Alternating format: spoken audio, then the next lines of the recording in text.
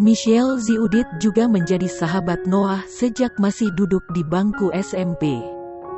Saat ini Michelle Ziudit dan Ariel Noah bersama band Noah bekerja di proyek yang sama, yakni menggarap sinetron Badai Pasti Berlalu.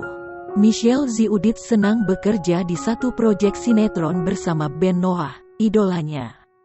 Aku senang banget, selain jadi rebutan dua cowok ganteng, aku terlibat proyek bareng band Noah, kata Michelle Ziudit, Rabu tanggal 19 Mei tahun 2021. Michelle Ziudit adalah penggemar band Noah dan jadi sahabat Noah.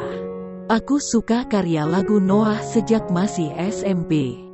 Aku sama Kak Ariel juga punya hobi sama, merakit Gundam, ucap Michelle Ziudit. Ketika Ariel, vokal, Lukman, gitar, dan David, keyboard, dihadirkan dalam jumpa pers virtual itu, Michelle Ziudit tampak salah tingkah. Apalagi ketika mendengar suara Ariel, Michelle Ziudit grogi. "Halo Kak Ariel, ayo kita rakit Gundam bareng," ujar Michelle Ziudit coba bicara dengan Ariel. Ariel merasa kagum pada Michelle Ziudit yang ternyata